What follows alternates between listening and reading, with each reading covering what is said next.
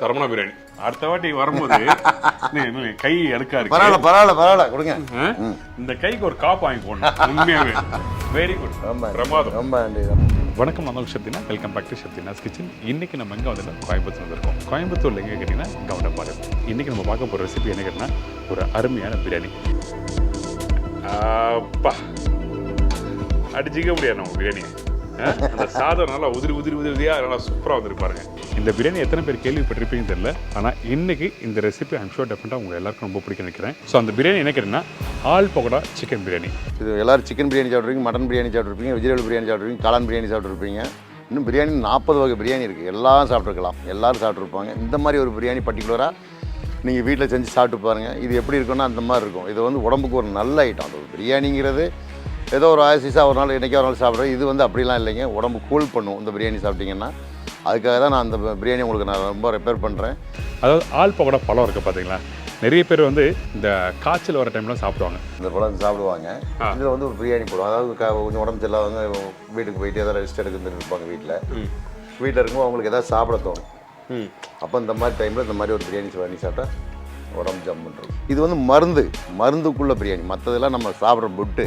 இது வந்து மருந்தும் கலந்த பிரியாணி. இந்த பிரியாணி பண்ணும்போது பர்டிகுலராக வந்து வெங்காயம் யூஸ் பண்ண மாட்டாங்க. அந்த ஆல் பக்கடாவோட புளிப்பு மட்டும் தான் வரணும் அதில். ரைட். அந்த வெங்காய வாசம் வந்துடக்கூடாது. அது மட்டும் இல்லை, இந்த ரெசிபிகள் பண்ணும்போது வந்து எந்த அளவுக்கு கரெக்டாக அந்த மசாலா யூஸ் பண்ணணும், எப்படி அரிசி ஊற வைக்கணும், அந்த அரிசி ஊற வைக்கும்போது வந்து நம்ம என்ன பண்ணணும். நம்ம அடுப்பை பற்ற வைக்கும்போது அரிசி ஊற வைக்கணும். அரிசி எப்போவுமே கழுவி ஊற வைக்கணும். ஊறினதுக்கப்புறம் கழுவிடுவாங்க சிலவங்க. அதனால் அது பிரியாணி அரிசி உடஞ்சி போயிடும். அதுக்கப்புறம் அந்த சிக்கன் எந்த மாதிரி பக்கத்தில் வெந்த பிறகு தயிர் போடணும். சிக்கன் கொஞ்சம் வெந்ததுக்கப்புறம் போட்டோம்னா ஓகே நல்லாயிருக்கும். இப்போவுமே தயிர் போட்டோம்னா சிக்கன் தயிரில் உள்ள புளிப்பு சிக்கனில் இருக்கும். ஓகே, ஏற்கனவே நம்மளும் புளிப்பு, இதையும் போட்டோம்னா ரெண்டெல்லாம் சேர்ந்து இருக்கும். ஸோ அதனால அந்த சிக்கனை வந்து அரை வேக்காடு சிக்கன் வந்ததுக்கப்புறம் தயிர் போட்டு ஒரு பெரட்டு. ஓகே, பெரட்டிட்டோம்னா அது கொஞ்சம் ஈடு கொடுக்கும். அதே டைமில் இந்த ப்ரிப்பரேஷன் பண்ணும்போது அந்த தம் போடுற பக்கம் என்ன, இந்த பப்புள்ஸ் வந்து கொஞ்சம் கம்மியாகணும். தண்ணியும் அரிசியும் மட்டமாகணும். ரொம்ப நூல் மாதிரி தீ எரிய வச்சிருவோம். லேசம் தண்ணி தெரியுதா? இப்போ ஒரு கலக்கிட்டோம், தண்ணி உள்ளே போயிடும். அவ்வளோதான். ஸோ அந்த தண்ணி எல்லாமே வந்து ஈக்குவலாக வந்து செட் ஆன பேர் தான் நம்ம தம் போட ஆரம்பிக்கிறோம். ஆமாம், இப்போ பாருங்க வெறும் சாப்பாடு மட்டும் தான் இருக்கும், தண்ணி இருக்காது. ஓகேவா? ஓகே, இந்த டைமில் தம்ம போட்டுருவோம். இந்த மாதிரி நிறைய விஷயங்கள் டிப்ஸோட சொல்லி தரப்போறாரு திரு ராஜன் அண்ணா. தொழில் நான் ஒரு 25 வருஷமாக இருக்கிறேன். நீங்கள் எந்த மாவட்டத்தில் என்ன வகை சாப்பாடு கேட்டாலும் நாங்கள் அந்த மாவட்டத்தை அந்த மாதிரி செஞ்சு கொடுப்போம். இந்த மாதிரி நாங்கள் கவுண்டம்பாளையத்தில், கோயம்புத்தூர் கவுண்டம்பாளையத்தில் கிச்சன் வச்சுருக்கிறேன். நீங்கள் எப்போ கேட்டாலும் எந்த ஐட்டம் கேட்டாலும் நாங்கள் உடனே எடுத்து சொல்லி தருவோம். ஏதாவது கடை வைக்கிறதுனாலும் நாங்கள் சொல்லி தந்துடுவோம். அதை நீங்கள் பர்டிகுலராக பார்த்துக்கலாம். அவரை தேடி யார் வந்தாலும் கண்டிப்பாக வந்து சாப்பிட்டு தான் போகணும்னு சொல்லுவாங்க. ஏன்னா ஒருத்தருக்கு வந்து உணவு கொடுத்தா தான் நமக்கு ரொம்ப சந்தோஷங்க அப்படி சொல்லுவார். அடி மனசுலேருந்து அப்படியே அடி மனசுன்னு சொல்லணும். நான் கண்ட இன்பம் மையகம் காணணும் மாதிரி நான் தெரிஞ்சது எல்லாரும் தெரிஞ்சுக்கணும். நல்ல விஷயம். எல்லாம் தெரிஞ்சு நல்லா சாப்பிடும். வாழ்க்கையில் சாப்பாடு ஒன்று தான் சார் பிரமாதம். நல்ல விஷயம். காசு பணம் எப்போ வேணாலும் எப்படி வேணாலும் சம்பாதிச்சிடலாம், சாப்பாடு தான்.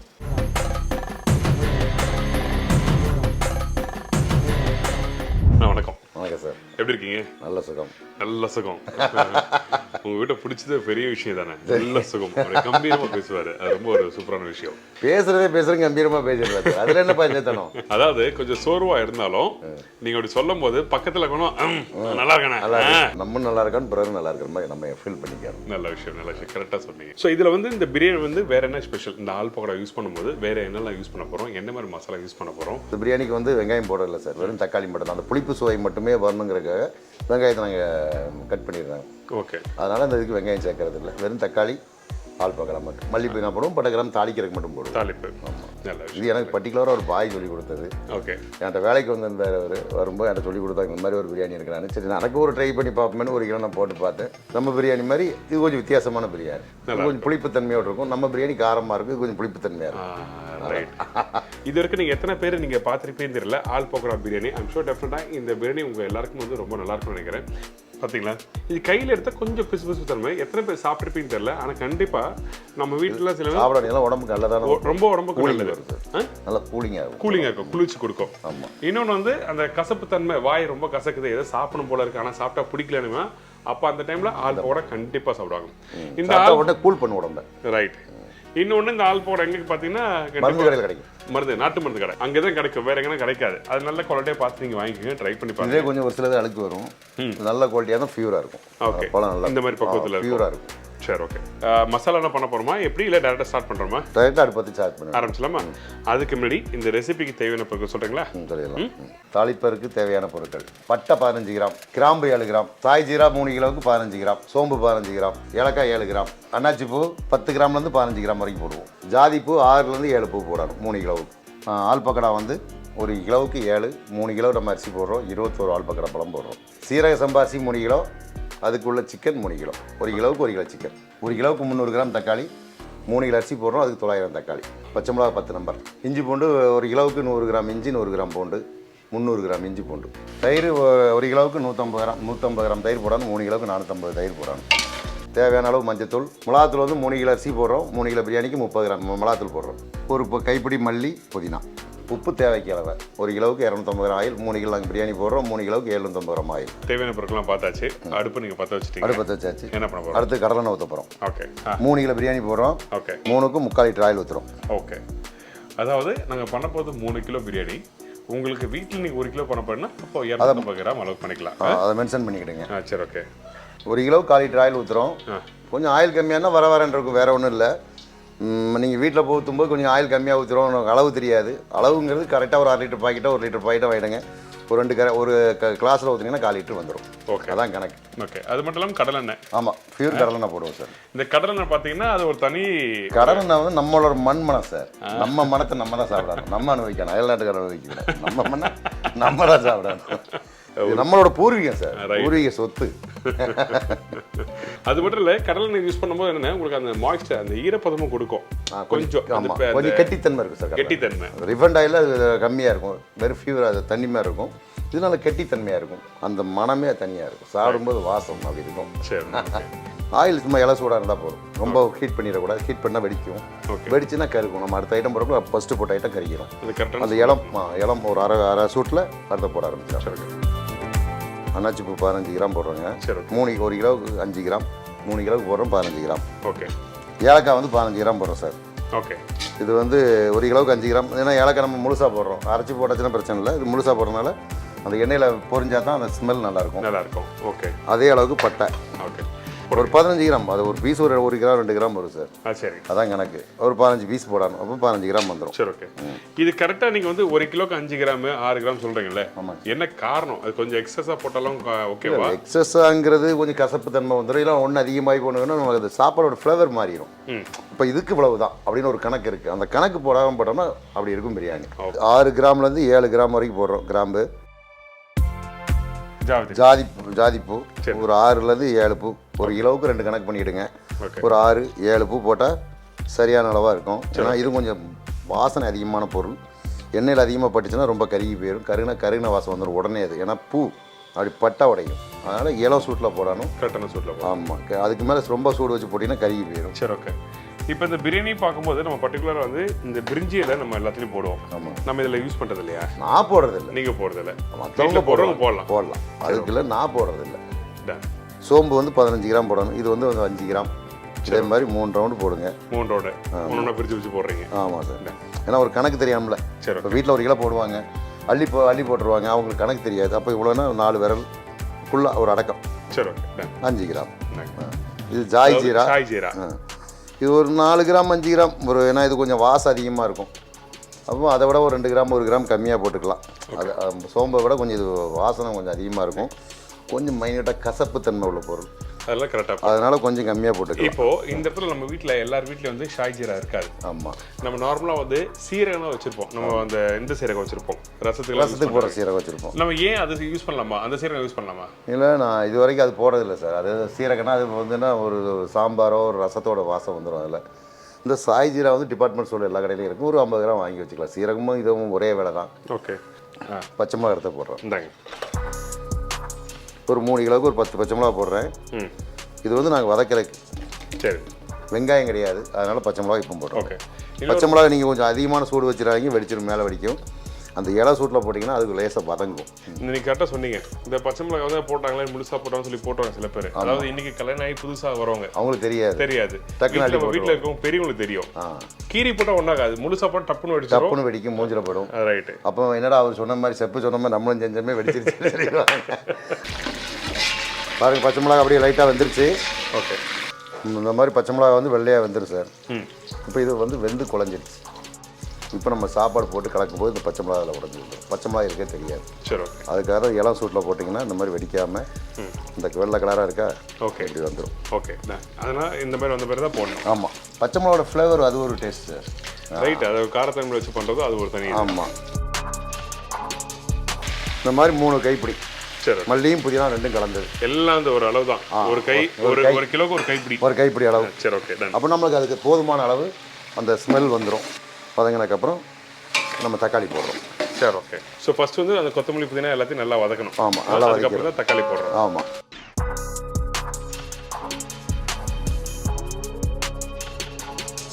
3 கிலோ பிரியாணி போடுறோம். 1 கிலோவுக்கு 300 கிராம் தக்காளி. ஆப்பிள் தக்காளி போடாமல் நாட்டு தக்காளி போடாதீங்க. நாட்டு தக்காளி போட்டால் இன்னும் புளிப்பு அதிகமாகும். ஆப்பிள் தக்காளி பர்டிகுலராக ஆப்பிள் தக்காளி போடுங்க. 1 கிலோவுக்கு 300 தக்காளி, 3 கிலோ போடுறோம். 900 தக்காளி நம்ம போடுறோம். ஆப்பிள் தக்காளினா சில பேர் பெங்களூர் தக்காளின்னு சொல்லுவாங்க. நம்ம ஊர் நாட்டு தக்காளி வேண்டாம்.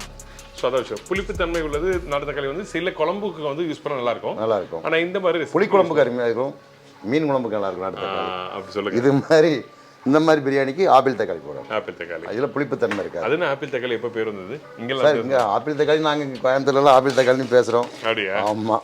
ஒரு சில இடத்துல திண்டுக்கல் தக்காளிம்பாங்க, இன்னொரு பெங்களூர் தக்காளிம்பாங்க. இந்த தக்காளி போட்டாச்சு. தக்காளி கொஞ்சம் சீக்கிரமாக கொஞ்சம் வேகிறதுக்கு கொஞ்சம் உப்பு போடுறோம். 3 பிஞ்சு, இது 1 பிஞ்சு. 3 கிலோவுக்கு அரிசிக்கு 3 பிஞ்சு பிரியாணி உப்பு போடுறோம். பத்தல்னா மறுபடியும் உப்பு பார்த்துட்டு போட்டுக்குவோம். இன்னொரு முக்கியமான விஷயம், இந்த கல்லுப்பு போடும்போது வந்து கவனமாக பார்த்து போடணும்.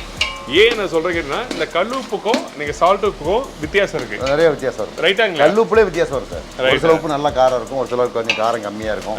நாங்கள் எப்படின்னா இப்போ 50 கிலோ பிரியாணினா 1 கிலோ உப்பு போட்டுருவோம். அளக்க மாட்டோம். 30 கிலோக்கு மேலே 1 கிலோ போட்டுருவோம். அது சிலர் உப்பு பத்தாமல் வரும், மீண்டும் உப்பு போடுவோம். அதனால தான் இது 3 பிஞ்சு போடுறது. மீண்டும் பத்தெல்லாம் போட்டுக்கலாம். சரி, ஓகே. ஸோ இப்போ வந்து இதில் வந்து இந்த கொத்தமல்லி புதினா அந்த பட்டை லவங்க ஏலக்காய் எல்லாத்தையும் போட்டு தக்காளியே இதில் போட்டிருக்கோம். தக்காளி நல்லா கூல் ஆகும். ஓகே, நல்லா வதங்கணும். நல்லா வதங்கி அப்படியே அது முழுசு இல்லாமல் நல்லா வதங்கி, அதுக்கு தான் உப்பு போட்டிருக்கோம். ஓகே. உப்பு போட்ட உடனே டக்குன்னு அதை உப்போட தன்மை அதை நல்லா உடச்சி கொடுக்கும். உடஞ்சதுன்னே நல்லா மசாலா ஆயிடும். அதுக்கப்புறம் ஆள் பார்க்கலாம் போகிறோம். ஓகே. இப்போது இந்த பிரியாணி பண்ணும்போது பொதுவாக நம்ம வீட்டு இல்லத்தரசிகளுக்கு முக்கியமாக கவனிக்க வேண்டிய விஷயம் என்ன? நம்ம அடுப்பை பற்ற வைக்கும்போது அரிசி ஊற வைக்கணும். அரிசி எப்போவுமே கழுவி ஊற வைக்கணும். ஊறினதுக்கப்புறம் கழுவிடுவாங்க சிலவங்க. அதனால் அது பிரியாணி அரிசி உடஞ்சி போயிடும். அந்த 1/4 மணி நேரத்தில் நம்ம பிரியாணி தாளிச்சிடலாம். அதிகபட்சம் 1/4 மணி நேரம் தான் ஆகும். அப்போ அந்த அரிசியும் ஊறிடும். நடுவில் மட்டும் லேசாக அந்த கடுகு அளவுக்கு அந்த கடுகு இருக்கும், அரிசி ஊறாமல் இருக்கும். மற்றதெல்லாம் ஊறிடும். அப்போ அந்த 1/4வாசியும் இந்த தண்ணியில் வெந்துடும். ஓகே. தண்ணியில் நம்ம 3 வாட்டியாக வேக வைப்போம் அரிசியை. ஒன்று ஐபிஎம், அப்புறம் கொஞ்சம் ஒரு 80 பாயிண்ட், 60 பாயிண்ட், 40 பாயிண்ட்டுக்கு வந்தோடனே தம் போடுவோம். அந்த அரிசி வேகிற பக்குவத்துக்கு ஏற்ற மாதிரி வந்து அந்த நெருப்போட அளவு கம்மி பண்ணுவோம். ஸோ அதனால் வந்து அரிசி ஊற வைக்கிற பக்குவம் ரொம்ப இம்பார்ட்டன்ட். இப்போ தக்காளி வதங்கிட்டு இருக்கு. இந்த தக்காளி நல்லா வதங்கட்டும், அதுக்கப்புறம் நம்ம பார்க்கலாம். பாருங்கள் சார், தக்காளி இந்த அளவுக்கு வந்திருக்கானோ, அப்படியே சுருங்கி இருக்கு. அந்த அளவுக்கு ஒரு 3/4 வேக்காடு வந்திருக்கும். இது ஓகே. இஞ்சி பூண்டு போடணும். இஞ்சி பூண்டு ஃபஸ்ட்டு போட்டாச்சுன்னா கொஞ்சம் அடி உட்காரும். இது தக்காளியோட தண்ணியில் இருக்கனால இஞ்சி பூண்டு அடியில் உட்காராது. கரெக்டான வார்த்தை சொன்னார். தக்காளியில் தண்ணி இருக்கிறதுனால வந்து உங்களுக்கு சீக்கிரமாக வந்து அடிப்பிடிக்க ஆரம்பிக்காது. ஆனால் தக்காளி போட்டு வதக்கியாச்சு. Okay, done. அடுத்து இஞ்சி பூண்டு பேஸ்ட்டு. 100 கிராம் இஞ்சி, 100 கிராம் பூண்டு போடுறோம் சார் 1 கிலோவுக்கு. நாங்கள் மட்டன் பிரியாணி, சிக்கன் பிரியாணினா 1 கிலோவுக்கு 50 கிராம் இஞ்சி, 50 கிராம் பூண்டு போடுவோம். அந்த காரத்தன்மை கம்மியாக இருக்கானுங்கிறதுக்கு. ஓகே. இதில் வந்து நம்ம வெங்காயம் போடாதனால கொஞ்சம் காரம் தூக்கி கொடுக்கணும். அதுவும் புளிப்பு, தக்காளியும் புளிப்புங்கிறதுனால அதோட காரத்தை கொஞ்சம் தூக்கி கொடுக்கறதுக்காக இஞ்சி பூண்டு ஜாஸ்தியாக போடும். ஓகே. இதுவே வந்து மட்டன் பிரியாணி, சிக்கன் பிரியாணி தனியாக பண்ணுறீங்கன்னா 1 கிலோவுக்கு 50 கிராம் இஞ்சி, 50 கிராம் பூண்டு போடுவோம் நாங்கள். ஓகே. வெளியே 100 கிராம் போடுவாங்க. நான் 50 கிராம் இஞ்சி, 50 கிராம் போடுவோம். அந்த காரத்தன்மை கம்மியாக இருக்கணுங்கிறதுக்காக. ஆனால் இந்த இஞ்சி பூண்டு போட்ட பிறகு தான் வந்து அந்த வாசனையே. ஆமாங்க, பிரியாணிக்கு. பிரியாணினா அந்த இஞ்சி பூண்டு தான். அப்புறம் அந்த புதினா கம நல்லா வாசனை வரும். இப்போ அது போட்டோன்னா அது ஒரு வாசம் வரும். ஓகே.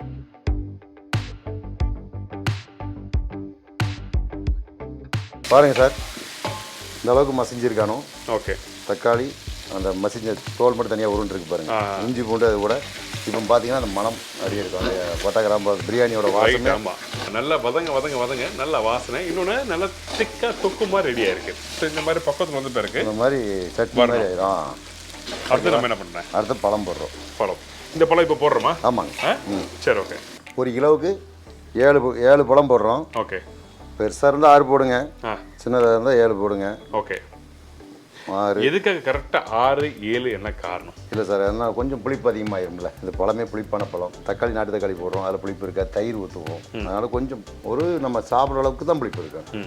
ரொம்பவும் புளிப்பாக இருந்தால் அது நல்லா இருக்காது. ஸோ அதனால கொஞ்சம் புளி சாப்பாடு மாதிரி ஆயிரும். பிரியாணி சாப்பாடு ஆயிரும், புளி சாப்பாடு ஆயிரும். ஓகே. அதனால் 1 கிலோவுக்கு 7 இந்த மாதிரி போதுமா? அதான் 7, 14 போட்டோம்னா ஆல் பொக்கடா. வேறு என்ன மாதிரி பழத்தெல்லாம் பிரியாணி பண்ணலாம்? வேறு பலாப்பழத்தில் சார், பலாப்பழம் காயில் போடலாம். பலாக்காய், சின்ன காய் இருக்குல்லங்க, கறிப்பலா, அதுலேயும் போடலாம். பேபிகான் அதில் போடலாம். அப்புறம் அந்த வால் பக்கடா வந்து நல்லா ஒரு வேக்காடு கொடுத்துருச்சு. வேக்காடு கொடுத்து அந்த எண்ணெயில் அந்த புளிப்பு இறங்கிடும். ஓகே. அவ்வளோ புளிப்பு இறங்காது, லைட்டாக அந்த எண்ணெயில் தன்மை லைட்டாக தெரியும். ஆமாம். இப்போ இந்த டைமில் மிளகாத்தூள், மஞ்சத்தூள் போடுறோம். ஓகே. நாங்கள் நம்மக்கிட்ட இருக்க சக்தி மிளகாய் போடுறோம். மிளகாத்தூள் நல்லா கலராக இருக்கும் சார், நல்லா காரமும் நல்லாயிருக்கும். ஃப்ளேவர் அப்படி இப்போ ஒரு பிரியாணி போட்டாச்சும் நம்ம நிறைய இடத்துல பிரியாணிக்கு இது கிளேஸாக சிவப்பு கலர் போடுவாங்க. அதில் இது எதுவுமே தேவையில்லை. இந்த சக்தி மசாலா போட்டாச்சுன்னா அது பிரியாணி நல்லா தூக்கி கொடுக்கும் கலர். ஓகே. அடுத்தது மஞ்சத்தூள். நாங்கள் பிரியாணி மஞ்சத்தூள்னால் ரொம்ப மஞ்சத்தூள் போட்டுறக்கூடாது, ஏன்னா மஞ்சள் ஆயிரும். சரி, ஓகே. இன்னும் சிக்கன் போடுறோம் சார். ஓகே, சிக்கன் போடலாமா? ஆமாம். இந்தாங்க.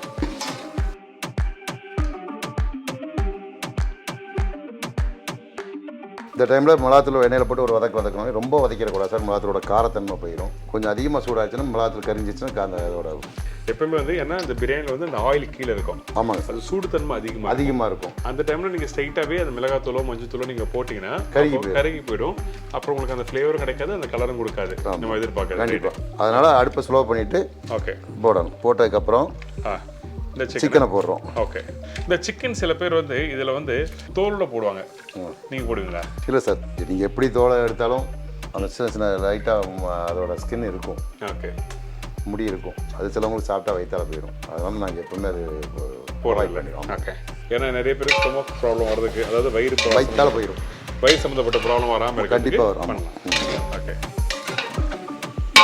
இந்த சிக்கன் போட்ட பிறகு இந்த தயிர்லாம் எப்போ யூஸ் பண்ண போகிறோம்? தயிர் சிக்கன் கொஞ்சம் வெந்ததுக்கப்புறம் போட்டோம்னா ஓகே நல்லாயிருக்கும். இப்போவுமே தயிர் போட்டோம்னா தயிரில் உள்ள புளிப்பு சிக்கனில் இருக்கும்.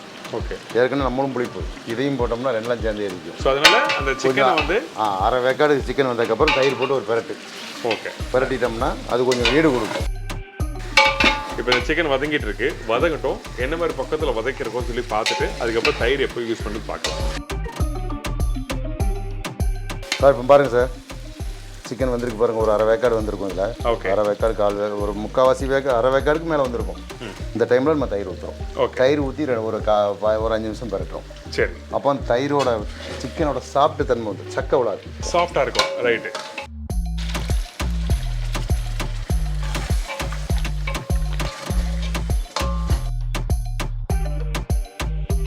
அந்த தயிர் ஊற்றின போது தான் அந்த கிரேவியே தெரியுது, மசாலாவே தெரியுது.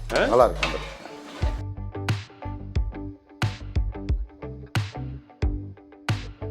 சிக்கனில் வந்து ஒரு 60% வந்திருக்கும். 60% வந்திருக்கு. ஆமாம். தயிர்லாம் போட்ட பிறகு தயிர் போடுறதுக்கு மேலே 40%, தயிர் போட்டதுக்கப்புறம் 20%, 60%, சுடுதண்ணியில் 40% வந்துடும். கொதிக்கும் போது தம் ஆகும்போது கரெக்டாகிடும். சரி, ஓகே.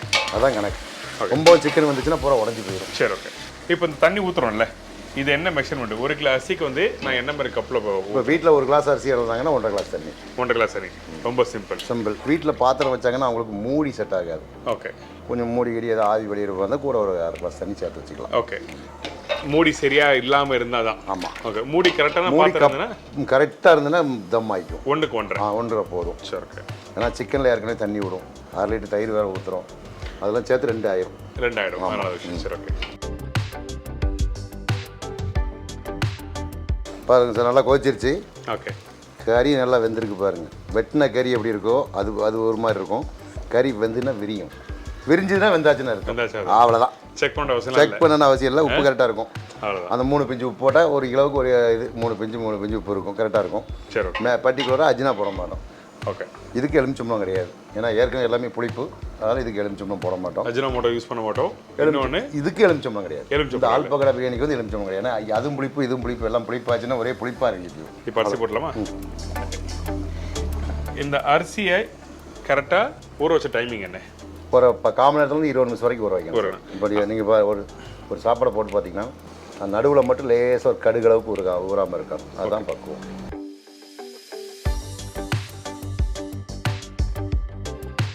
நல்ல தரமான துறையூர் சீரக சம்பா அரிசி.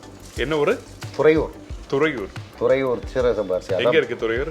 அது திண்டுக்கல் பக்கத்தில் துறையூர். திண்டுக்கல் பக்கத்தில். ஸோ அங்கேருந்து வர வைப்பீங்களா? ஆமாம். இல்லை சார், நான் கடையில் வாங்கிக்குவோம்.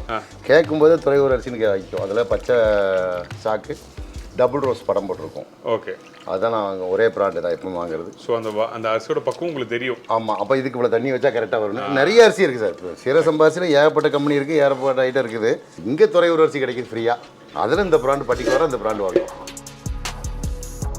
இப்போ அரிசி போட்டாச்சு. இப்போ ஒரு கலக்கிறோம். லேசன்னு கொஞ்சம் அடுப்பை ஏற்றுறோம், கொதிக்கணும். கொஞ்சம் கொதிநிலை வரணும்.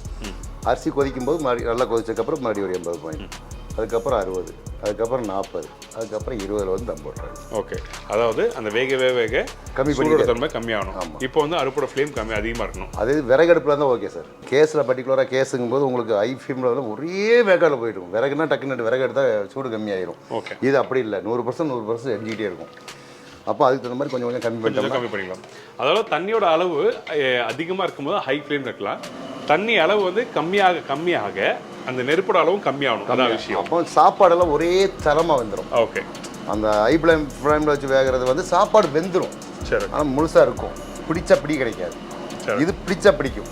அதான் இதோட கரெக்ட். சரி. ஓகே. இப்போ சைடில் தம் போடுறதுக்கு வந்து கொட்டாங்கச்சி போடுவோம்ல? ஆமாங்க. ஓகே. அந்த சைடில் பற்ற வைப்போம். பற்ற. சரி. ஓகே. இப்போ தண்ணி கொதி வருதா? சரி. இந்த மாதிரி கொதி வரும்போது ஒரு 2 செகண்ட் மட்டும் விட்டுக்கலாம். அப்போ இது வேக்காடு நம்ம அரிசியை வந்து அது பச்சை அரிசி, பிரியாணி அரிசிங்கிறது பச்சை அரிசி. இப்போ 2 வேக்காடில் அது ஒரு அரை வேக்காடு வந்துடும். ஓகே. வரும்போது கொஞ்சம் கம்மி பண்ணிக்கலாம். ஓகே. அந்த பக்குவத்தை அரிசி காமிக்கிறீங்களா அப்படியே எனக்கு? இந்த மாதிரி ஒரு அரை வேக்காடு வரும். இந்த மாதிரி வரணும். ஆமாம். வரும்போது இப்போ வந்து ஒரு 10% 20% கம்மி பண்ணிடுவோம். ஆமாம். சரி. ஓகே. இப்போ சைடில் நான் அடுப்பு ஆன் பண்ணுவா? ஆன் பண்ணிடுறேன். இப்போ மறுபடியும் அந்த தண்ணி வந்து கொதிக்குது பாருங்க. சரி. அந்த கொதி தண்ணி வந்து மேலே வரக்கூடாது. ஓகே. அது தம்மோடு இருக்கணும். அப்போ மறுபடியும் ஸ்லோ பண்ணுறோம். கம்மி பண்ணுறீங்க. ஸோ அந்த கொதிச்சு வர்றது வந்து அதிகமாக மேலே வரக்கூடாது. அந்த கொதி தண்ணி மேலே வரக்கூடாது. ஓகே. இப்போ மறுபடியும் ஒரு கலக்கிட்டு விட்டுறோம். அது அதுக்குள்ளே இருக்கணும். அந்த அரிசி வந்து வேக்காட ஆகணும். கொதி தண்ணி மேலே பறக்கக்கூடாது. ஓகே.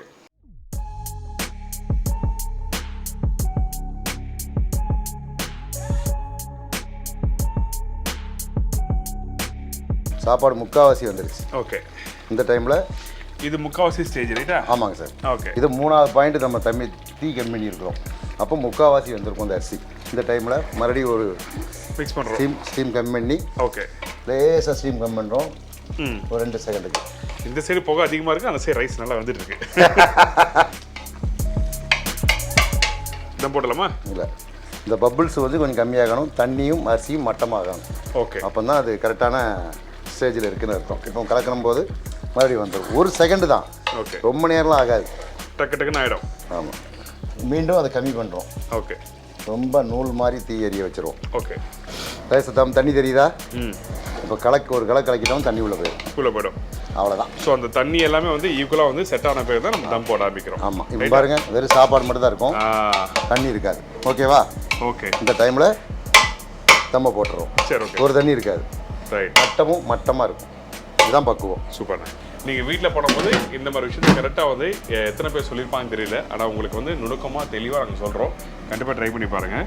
இப்போ அடுப்பு ஆஃப் பண்ணுறோம் சார். கொட்டாங்கச்சியை போட்டதை அப்படியே தம் போடுறோம். அவ்வளோதான். இதே வீட்டில் இப்போ 1 கிலோ போடுறாங்களா சார், அவங்களுக்கு இந்த மாதிரி தம் போட முடியாது. ஓகே. அப்போ அவங்க என்ன செய்யணும்னா, பாத்திரத்துக்கு மேலே ஒரு நியூஸ் பேப்பரை கட்டிக்கணும். சுற்றிக்கு உள்ள ஒரு இலையை போட்டு மேலே ஒரு பேப்பரை போட்டு கட்டிட்டு ஒரு மூடியை வச்சு அதுக்கு மேலே 1 கிலோ சுடு தண்ணியோ பச்சை தண்ணியோ இதாக எடுத்து வச்சுக்கலாம். அதுவும் இல்லாதவங்க கீழே ஒரு தோசைக்கல்லை வச்சு, சின்ன ஒரு தோசைக்கல்லை வச்சு அதுக்கு மேலே வச்சுட்டாங்கன்னா பேப்பர் கட்ட வேண்டாம். தோசைக்கல் இல்லாதவங்க மேலே பேப்பர் கட்டினா தம் எடுத்துக்கும். ஓகே. வாழையில போட்டு கட்டிக்கலாம். ஆமாம். சரி. ஓகே. இப்போ இந்த தம் ஆகிறது எவ்வளோ நேரம் தம் ஆகணும்? 1/4 மணி நேரம் கரெக்டாக. கரெக்டாக அரிசி எவ்வளோ நேரம் ஊறுதோ அதே அளவு தம்மு இருக்கணும். தான் 1/4 மணி நேரம் அரிசி ஊறணும். 1/4 மணி நேரத்துலேருந்து 20 நிமிஷம். 20 நிமிஷத்துக்கு மேலே தம்மாச்சுன்னா சாப்பாடு அதிகமாக வேக ஆரம்பிச்சிடும், குலையும். ஸோ இதான் விஷயம், இதுதான் கணக்கு. ஸோ இப்போ வேகட்டும். அப்போ சரி சிலவங்க சரி நம்ம எடுக்கும்போது சூடாக எடுத்து சாப்பிடாம அப்படி வச்சுருவாங்க வீட்டில். அப்படி வைக்கக்கூடாது. எடுத்து தம் உடச்சிட்டு நீங்கள் மூடி வச்சுக்கலாம். தம்மை உடச்சிட்டு மூடி வைக்கலாம். தம்மில் இருந்ததுன்னா சாப்பாடு வெந்துக்கிட்டே இருக்கும். இந்த ஸ்டீமிங் சூடு தன்மை இருந்துகிட்டே இருக்கும். அவங்க நிறைய பேர் அந்த அதான் குழஞ்சி போச்சுன்னு சொல்கிறாங்கல்ல, அதான் கணக்கு. நல்ல விஷயம் பாயிண்ட் இது. அந்த ரைஸ் ரெடி ஆயிடுச்சு, தம் ஆயிடுச்சு சொல்லிட்டு நம்ம நினைப்போம். ஆனால் அப்படியே வச்சுட்டு 1 hour கழிச்சு பார்க்கும்போது ஐயோ என்ன ஃபர்ஸ்ட் நல்லா இருந்தது, இப்போ வந்து இது ஆயிடுச்சு சொல்லி நினைப்பாங்க. உடச்சிட்டு வச்சா ஒன்றும் ஆகாது. தம்மு உடச்சிட்டு வச்சிட்டோம்னா அது ஒன்றும் ஆகாது.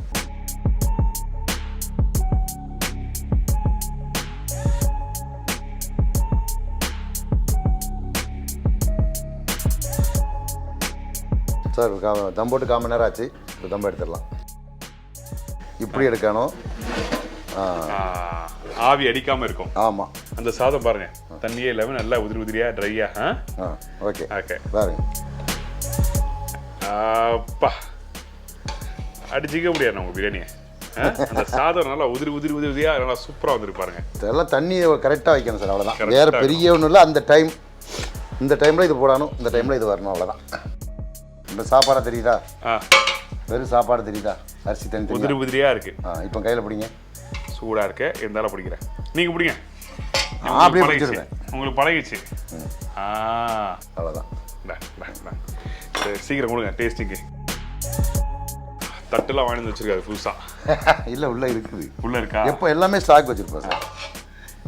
அதான் வந்து ஏங்க பீஸ் போடுவோம், அதெல்லாம் யார் சாப்பிட்றது? எல்லாம் நான் தான் சாப்பிடணும். சாதம் கொடுத்துறாரு, கூட அந்த தயிர் பச்சடி வச்சிருக்காரு. இந்த சாதம் பாருங்க நல்லா அந்த உதிரியா இருக்கு. எங்க அந்த பழம்லாம் கரைஞ்சி போயிருக்கு சார். கரைஞ்சி போயிருக்கோம். கொட்டை மட்டும் தான் கிடைக்கும். பழம் கறி அதில் வராது, இருக்காது. கரைஞ்சிடும், கொட்டையிலே கிடக்கும் அது. ஓகே.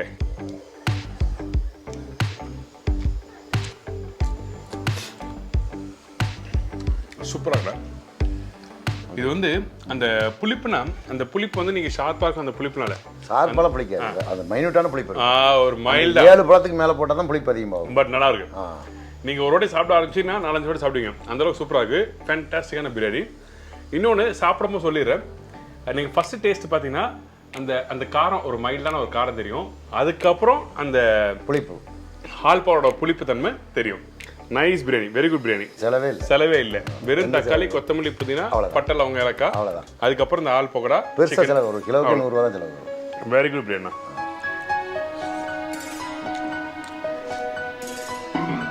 தரமான பிரியாணி. அடுத்த வாட்டி வரும்போது கை அழுக்கா இருக்கு. பரவாயில்ல கொடுங்க. இந்த கைக்கு ஒரு காப்பு வாங்கி போடணும். உண்மையாவே வெரி குட், பிரமாதம். ரொம்ப நன்றி. இவரோட ரெசிபி எல்லாமே உங்களுக்கு பிடிச்சிருக்கு நினைக்கிறேன். எதுக்காக திருப்பி இங்க வந்து பண்றேன்னா, இவங்களோட பக்குவம், இவங்களோட எக்ஸ்பீரியன்ஸு, இது எல்லாமே உங்கள் கூட ஷேர் பண்ணும்போது அதோட அனுபவம் வேறு மாதிரி இருக்கும். அது மட்டும் இல்லை, அந்த ப்ரிப்பரேஷன் பண்ணும்போது வந்து அழகாக நிதானமாக இது இப்படி போடணும், இது இப்படி போடக்கூடாது, இது இந்த இடத்துல போடணும், இது கரெக்டான அளவு, இதுதான் ரொம்ப முக்கியமான விஷயம். ஒரு சமையல் சொல்லும் போது இங்கேருந்து வரணும். ரைட்டா? லவ் அடிமனம்னு சொல்லுவாங்க சார். அடிமனம் அவர் சைடில் அடி மனசுலேருந்து அப்படியே அடி மனசுலேருந்து சொல்லணும். நான் கண்ட இன்பம் மையகம் காணணும் மாதிரி நான் தெரிஞ்சது எல்லாரும் தெரிஞ்சுக்கணும். நல்ல விஷயம். எல்லாம் தெரிஞ்சு நல்லா சாப்பிடணும். வாழ்க்கையில் சாப்பாடு ஒன்று தான் சார் பிரமாதம். நல்ல விஷயம். காசு போனால் எப்போ வேணாலும் எப்படி வேணாலும் சம்பாதிச்சிடலாம், சாப்பாடு தான். நல்ல விஷயம், அழகாக சொன்னீங்க. பிரமாதமான ஒரு விஷயம். அதில் வந்து நம்ம எப்பவுமே காம்ப்ரமைஷன் ஆகிறதில்ல. யார் எது கேட்டாலும் நான் சொல்லி கொடுத்துருவேன். ரொம்ப நன்றிண்ணே. Thank you so much. எப்போ போல் உங்கள் ஃபோன் நம்பர், உங்கள் கேட்ரிங் எங்கே இருக்குது எல்லாம் தெளிவாக சொல்லுங்கள். எங்கள் கேட்ரிங் பேர் Mieza catering service, Coimbatore, Goundampalayam. என்னோடய ஃபோன் நம்பர் வந்து 9750 52 82 50. கண்டிப்பாக இந்த ரெசிபி நீங்கள் ட்ரை பண்ணி பாருங்கள். ட்ரை பண்ணி பார்த்துட்டு ஃபீட்பேக் கொடுங்க, அது ரொம்ப இம்பார்ட்டன்ட், மறந்துடாதீங்க. இதே மாதிரி இன்னொரு நாள் இன்னொரு ஊரில் ஒரு புது ரெசிபி சந்திக்கிறேன். நன்றி, வணக்கம். See you, bye, take care.